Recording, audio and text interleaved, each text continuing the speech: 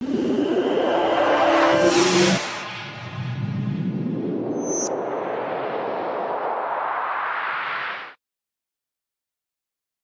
जय श्री राम में आपका स्वागत है। दोस्तों, आज मैं एक्सप्लेन करने वाली हूँ हाल ही में आई मूवी महाराज को, जिसमें आमिर खान के बेटे जुनैद खान लीड रोल में हैं और आप लोग इसकी काफी डिमांड कर रहे थे, इसलिए इस वीडियो को लेकर आए हैं। चलिए कहानी शुरू करते हैं। तो मूवी की शुरुआत में हम इस मूवी के लीड कैरेक्टर कृष्णदास का बचपन दिखाया जाता है, जिसे बचपन से ही हर चीज में सवाल पूछने की आदत थी। फिर जब कृष्णदास 10 साल के हुए तो जब उनकी माँ को खो दिया, उसके बाद कृष्णदास बॉम्बे आ गए थे उसके मामा के पास पढ़ने के लिए। उस वक्त का बॉम्बे आज के मुंबई से काफी अलग था। बात 1842 के टाइम की। तब बॉम्बे के राजा ने ईस्ट इंडिया कंपनी को सालाना 10 पाउंड के किराए पर दिया हुआ था। उस समय ये शहर गुजराती वैष्णव संप्रदाय के कपास व्यापारियों का गढ़ माना जाता था। राज भले ही अंग्रेजों का था, लेकिन बॉम्बे में चलती थी यदुनाथ महाराज यानी कि जेजे के वैष्णव संप्रदाय की 7 हवेलियों में से सबसे बड़ी हवेली जेजे की थी। इन हवेलियों में भगवान श्री कृष्ण की पूजा करने लोग गाया करते थे। वहीं बात करें कृष्ण की, तो वह इसी माहौल में बड़ा हुआ और उसे कई कृत्यों के खिलाफ दादा भाई नारी जी के एक अखबार के माध्यम से आवाज उठाई। कई वर्ष के संघर्ष के बाद लेख सभी को पसंद आते थे। क्या क्रांतिकारी और उद्योगपति सभी लेख को पढ़ते थे। एक बार कृष्णदास होली के दिन अपनी मंगेतर किशोरी को ढूंढते हुए उसके पास पहुंचता है। उसे रंग लगाने की कोशिश करता है, लेकिन किशोरी उसे कहती है कि रिवाज के मुताबिक मुझे पहले जय जय महाराजे को रंग लगाना होगा। यहाँ पर कृष्ण की किशोरी से उसकी एक अंधश्रद्धा भी सवाल करता है, जिस पर वह थोड़ा नाराज हो जाती है। तो कृष्ण कहता है कि चलो आज मैं तुम्हारी श्रद्धा पर कोई सवाल नहीं करूंगा, और वहां से चला जाता है। बात करें तो यदुनाथ महाराज उर्फ जेजे की, तो उन्हें सभी लोग भगवान श्री कृष्ण का अवतार मानते थे, उनकी पूजा करते थे। यहाँ तक कि श्री कृष्ण का श्रृंगार भी मंदिर में महाराज ही करते थे। यहाँ होली में सबसे पहले जेजे को रंग लगाने की परंपरा से लेकर कई चीजों काफी दिनों से चली आ रही थी। फिलहाल अब जेजे को दिखाया जाता है, जो कि कृष्ण जी के बाल रूप रंग लगाकर होली की शुरुआत करता है। यहाँ सभी लोग काफी नाचते गाते हैं। इस दौरान जेजे की नजर किशोरी पर पड़ती है, जिसे वह अपने हाथों से रंग लगाने जाता है। अब इसका मतलब था कि जेजे ने किशोरी को होली की चरण सेवा के लिए चुना था। अब यह परंपरा भी काफी सालों से चली आ रही थी। किशोरी के परिवार वाले भी जेजे के परम भक्त थे।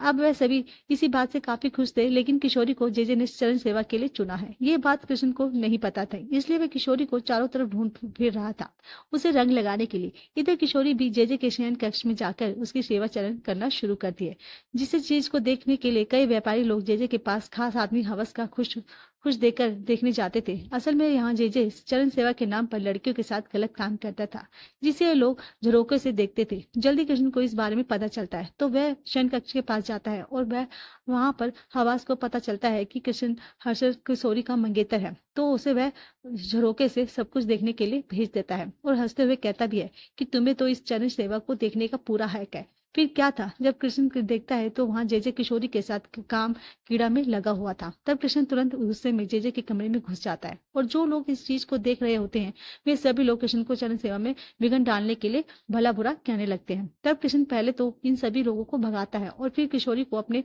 साथ चलने के लिए कहता है, जिस पर जेजे कहता है तुम भक्ति रस को श्रृंगार रस कर समझ कर बैठे हो। वाकई किशोर तुम जाना चाहती हो तो चली जाओ। लेकिन किशोरी कृष्ण के साथ जाने से इनकार कर देती है, क्योंकि उसे लग रहा था कि इससे तो जेजे रूठ जाएंगे और उसे पाप चढ़ेगा। तो बात कृष्ण को काफी बुरी लगती है और वह वहां से चले जाते हैं। किशोरी फिर अगले दिन कृष्ण को समझाने की कोशिश करती है, जिस पर कृष्ण कहता है कि जिस दिन तुम्हारी आंखों से ये अंधश्रद्धा की पट्टी हटेगी तब तुम साफ साफ देख पाओगी। इतना कहकर वह किशोरी के साथ अपनी सगाई को तोड़ देता है।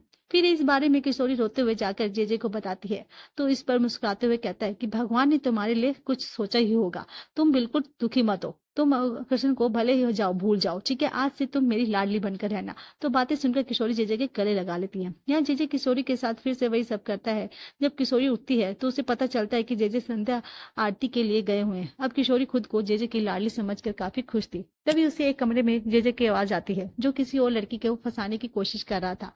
जेजे ने उसे यही कहा था कि मैं तुम्हें अपनी लाडली बनाऊंगा। फिर जब किशोरी अंदर देखती है तो जेजे ये सब किसी और को नहीं बल्कि किशोरी की छोटी बहन से कह रहा था। इस पॉइंट पर किशोरी की आंखों से पर्दा हट चुका था।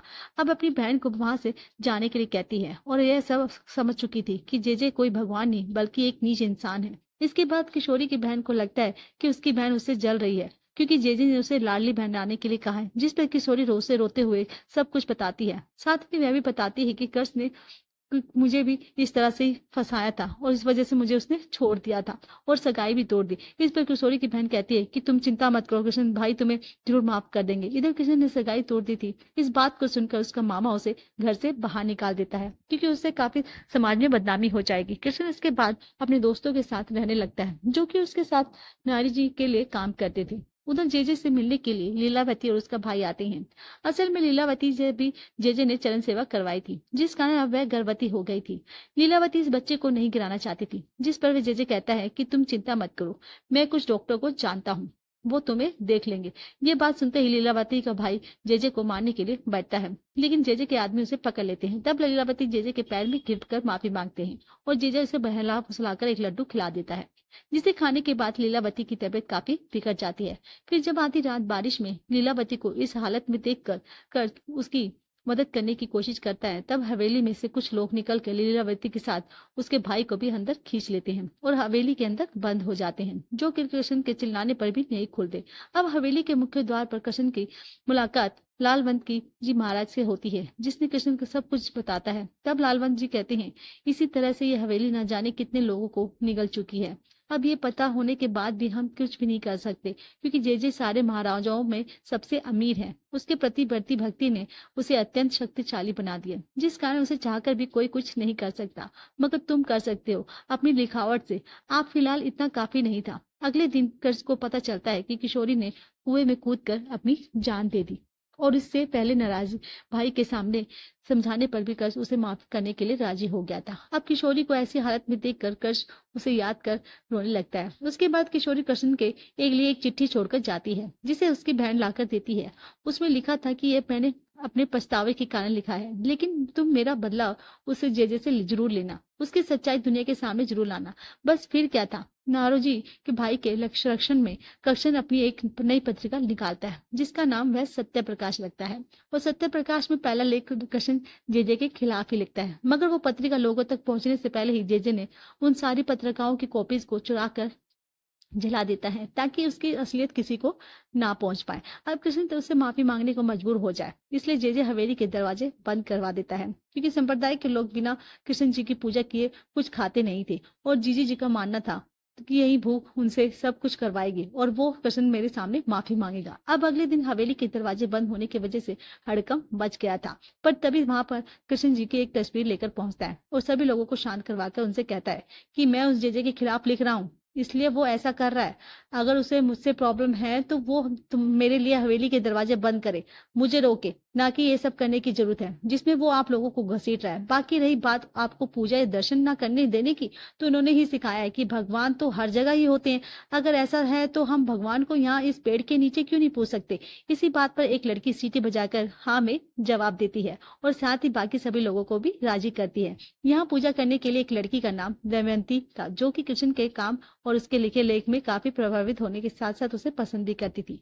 यहाँ पर दमयंती आरती की थाली लेकर कृष्ण जी को दे रही है और वह सभी के साथ मिलकर आरती भी करता है। वही जे ये सब हवेली से देख रहा होता है कि इस तरह से अब आपकी हार हो चुकी है। फिर कृष्ण के ऑफिस में अगले दिन तमृता बदल रही थी, तो भक्त सत्य प्रकाश पत्रिका को दोबारा में शुरू करने को इस पत्रिका में दोबारा से जे के खिलाफ छापकर कृष्ण सब्जियों के बीच में छुपाकर उसे रख देता है, किसी तरह लोगों तक पहुंचा देता है। और फिर सच्चाई सामने आने के बाद कृष्ण के काम और उसके नाम की तारीफ अब हर अखबार में हो रही थी और इस बार जेजे के लोगों को सत्य प्रकाश पत्रिका को लोगों के बीच पहुंचने तक की हवा तक नहीं लगी थी। सभी के सामने जेजे का असली चेहरा आ चुका था। फिर जेजे एक दिन एक लड़की को चरण सेवा के लिए चुनता है, लेकिन उसकी माँ उसे जाने से मना कर देती है। यानी कि लोग अब जागरूक हो रहे थे और उनकी आंखों में पट्टी हट रही थी। ये देखकर जेजे भी हैरान हो जाता है कि लोग अब उसकी सुन नहीं रहे हैं। अब जेजे के पास कोई और दूसरा चारा नहीं था, तो वो कोर्ट का दरवाजा खटखटाता जाता है और कृष्ण पर 50 लाख का मानहानि का केस कर देता है। उस समय कई करोड़ रुपए के बराबर थे। इसी बीच दंपति कृष्ण से शादी के लिए पूछती थी, लेकिन कृष्ण मना कर देता है क्योंकि उसे अभी अपने लक्ष्य पर ध्यान देना होता था और जेजे को हराना था। वहीं इस केस में बार के बारे में सुनकर कृष्ण डरने की बजाय उसको लड़ने की ठान लेता है, क्योंकि उसके पास खोने के लिए कुछ भी नहीं था। और कृष्ण कहता है कि अगर ये केस हार भी गया तो मेरे पास इतने पैसे नहीं, मतलब मेरा जेल जाना तय है और इसके लिए मैं तैयार हूँ। फिर जेजे के खिलाफ कर्स कुछ लोगों को गवाही देने के लिए राजी कर लेता है, लेकिन वो लोग भी कुछ नहीं दिनों तक पीछे हट जाते हैं, क्योंकि उन्हें बिरादरी से निकाल देने की धमकी आ रही थी। अब कशन उदास होकर बैठा था, तो वहां से उसका साथ देने के लिए जेजे के जुर्म से परेशान होकर उसकी पत्नी आती है और कशन को एक पता देते हुए कहती है कि इस पति पर मैं आंख बंद कर विश्वास नहीं कर सकती। तुम्हें एक पता देती हूँ, जाकर वहां पर मिलो। कोई है जो जेजे के खिलाफ गवाही दे सकता है। कृष्ण तुरंत उस एड्रेस पर पहुंचता है, तो वहां उसे लीलावती और उसका पति भाई मिलते हैं, जो कि अभी तक जिंदा थे। असल में उस दिन जब हवेली वाले ने दोनों भाइयों को हवेली के अंदर खींच लिया था, तो ये काम असल में जेजे के आदमियों का था। जेजे ने लीलावती को धतूरी वाला लड्डू खिलाया था, जिससे उसकी जान जाने वाली थी और धतूरी से उसका बच्चा भी मरने वाला था। उस समय जेजे की पत्नी ने लीलावती को नमक का पानी पिलाकर उल्टी करवाई तो उनकी जान बच गई थी। इसलिए उन्होंने लीलावती को छुपने के लिए ये जगह बताई थी। बाकी रही बात गवाही की, तो लीलावती गवाही देने के लिए राजी हो जाती है, क्योंकि उसे अपने बच्चे का हक चाहिए था, जो कि उसके पेट में है। अब कृष्ण इधर खुश था कि उसका पक्ष मजबूत है, और तब लीलावती और उसके भाई को जेजे के लोग नुकसान ना पहुंचाएं, इसलिए कृष्ण दोनों को एक खुफिया जगह पर पहुंचा देता है। हालांकि जेजे के लोग उसे किसी तरह ढूंढ ही लेते हैं, क्योंकि उन्होंने कृष्ण पर नजर रखी हुई थी। और फिर जेजे कृष्ण को बुलाकर कोर्ट की तारीख से पहले ही माफी मंगवाकर सब कुछ खत्म करने के लिए कहता है, लेकिन कृष्ण तो साफ इनकार कर देता है। इस पर जेजे कर्ज से रिवील करता है कि मैंने लीलावती की को हवस से शादी करवा दी थी, और उसके घर में छोटी बहन है, उनका एक पूरा परिवार है जिसका ख्याल मैं रख लूंगा। वहीं अब लीलावती के बच्चे को हवस का नाम मिल जाएगा। यहाँ जेजे ने बहुत ही चालाकी से लीलावती को अपने पाले में कर लिया था, और वह अपने बच्चे की खातिर कोर्ट में गवाही देने से मना कर देती है। रही बात लीलावती के भाई की, तो उसे भी जीजे ने गायब करवा दिया था, और गवाही के नाम पर कस्टन के पास कोई भी नहीं बचा था। अब फिलहाल कोर्ट की डेट आ गई थी, जहाँ पर जेजे अपने पूरे तमाजम और सिंहासन के साथ पहुंचता है, और सब लोग जेजे के नाम के नारे लगा रहे होते हैं। फिर किशन का वकील सबसे पहले कटघरे में जेजे के डॉक्टर को बुलाता है, जो बताता है कि जेजे को एक गुप्त रोग है, जिसकी वो दवा कर रहा है। यह रोग ज्यादातर लोगों के साथ संबंध बनाने से होता है। इसके बाद कटघरे से कृष्ण को बुलाया जाता है, जो कि बताता है कि कैसे बाबा भक्ति के नाम पर चरण सेवा के बहाने लड़कियों के साथ संबंध बनाता रहता है, और ये खेल काफी दिनों से चला आ रहा था। कई भाई इस चीज को अंदर से अपने दबाए बैठे थे, और कई पति जेजे के आप पाप को छुपाने के लिए उनके बच्चों का अपना नाम देकर पाल रहे थे। फिर यहाँ कचन लोगों की तरफ देखकर कहता है कि अगर आप लोग आज भी शांत रहे तो ऐसा ही झेलना पड़ेगा, और इसी तरह से चरण सेवा चलती चल रहेगी, जहाँ जेजे की छूट को प्रसाद कहकर तुम्हें दे दिया जाएगा। इस पॉइंट पर कृष्ण की तो बातों को का लोगों पर काफी प्रभाव पड़ता है, और वह सभी लोग, जिनमें औरतें मर्द सभी शामिल थे, अपनी चुप्पी तोड़ देते हैं। फिर सभी जीजी के काले कारनामों के बारे में कोर्ट में बताते हैं, और इस तरह से मानहानि का केस जेजे हार जाता है, और उस पर सख्त कार्रवाई करने का ऑर्डर दिया जाता है। यहाँ जेजे की हार हुई थी, और अब कोर्ट से बाहर निकलता है, तो जो लोग उसकी जय जयकार कर रहे थे, आज उसी पर थू थू कर रहे थे। अब पूरी हवा बदल चुकी थी। अंधश्रद्धा की पट्टी लोगों की आंखों से खुल चुकी थी। किशोरी की बहन को भी लग रहा था कि आज उसकी दीदी की आत्मा को शांति मिल रही होगी, इसलिए वो खुश थी। और इसी तरह से ऐतिहासिक सच्ची कहानी खत्म होती है। दोस्तों, आपको ये मूवी कैसी लगी हमें कमेंट्स करके जरूर बताइएगा। वैसे मैं अगर आपको छोटे सा रिव्यू दूं, तो ये लोग मूवी को और भी ज्यादा इंसेंस बना सकते हैं, जो कि लोगों को ज्यादा प्रभाव छोड़ता है। और रही बात परफॉर्मेंस की, तो जेजे का रोल करने वाले जयदीप बलावत ने पूरी फिल्म में 4 चांद लगाए हैं।